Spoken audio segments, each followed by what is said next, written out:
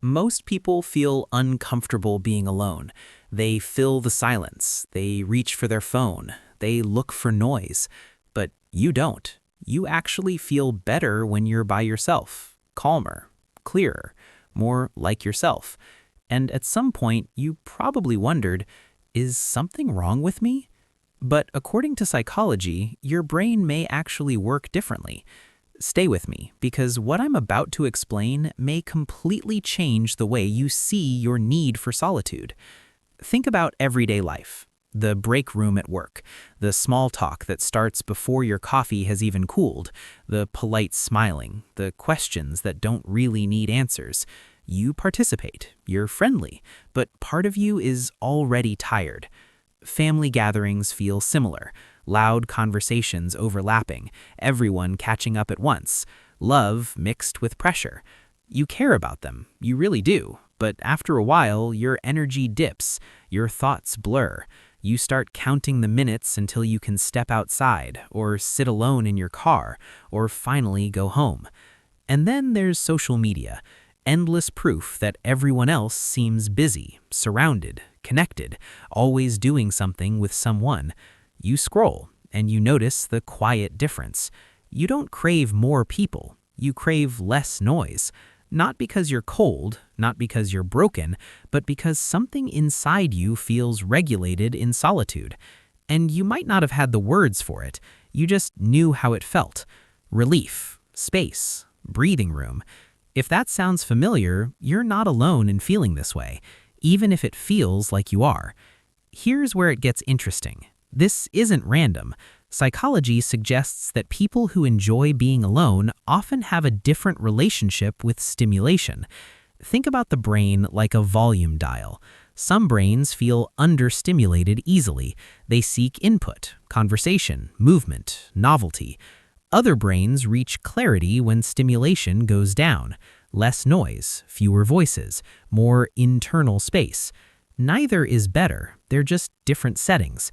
And if you're someone who likes being alone, your brain may allocate attention inward more naturally. That means your thoughts are active, your inner world is rich, your mind doesn't go quiet just because the room does. So silence isn't empty for you, it's full. This connects to dopamine reward loops. Many people get dopamine from social feedback, laughter, approval, belonging signals. But some people experience dopamine differently. They get it from meaning, from clarity, from understanding something deeply, from thinking without interruption.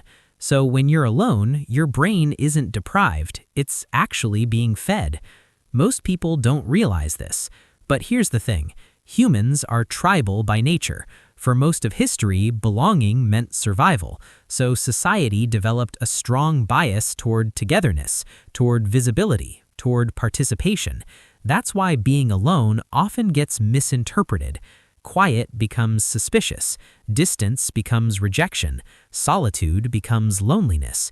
But loneliness and solitude aren't the same thing. Loneliness is a lack of connection you want. Solitude is space you choose, and that choice matters. Now let's talk about identity construction. When you're alone, you're not performing, you're not adjusting, you're not managing impressions, you're just you. For some people, that's uncomfortable. For others, it's grounding. If you like being alone, your sense of identity may be internally anchored. You don't constantly need reflection from others to feel real.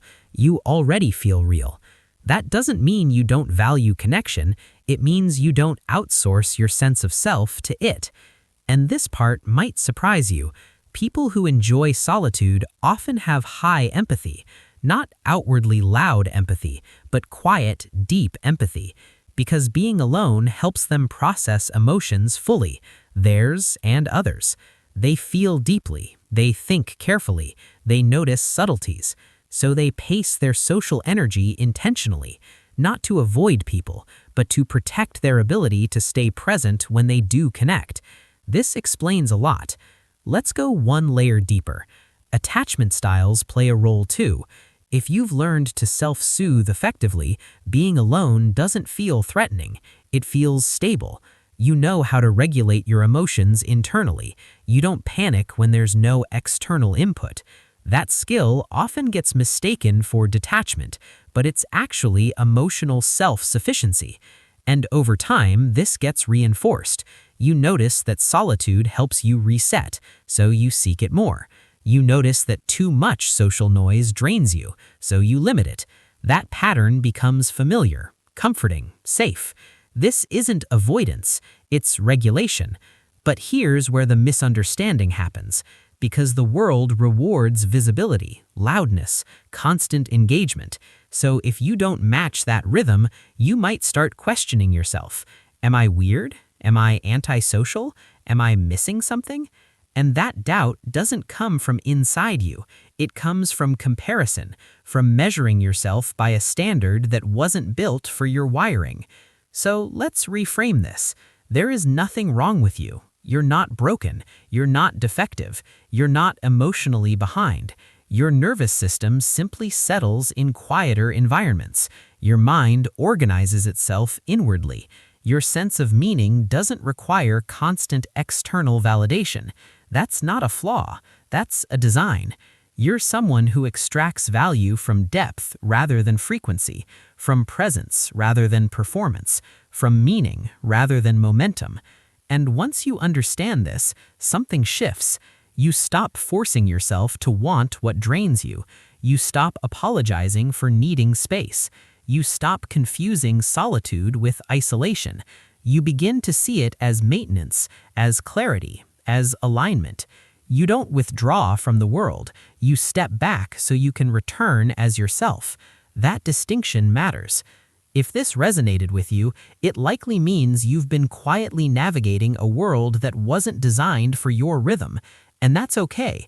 You're allowed to need less noise, less interaction, less constant engagement. You're allowed to enjoy your own company. Because for you, being alone isn't absence, it's presence. And if this made sense, there's a good chance you'll also relate to how quiet people process the world completely differently, and why that way of experiencing life may actually be your hidden advantage, not something to fix, but something to understand. And once you do, everything feels a little lighter.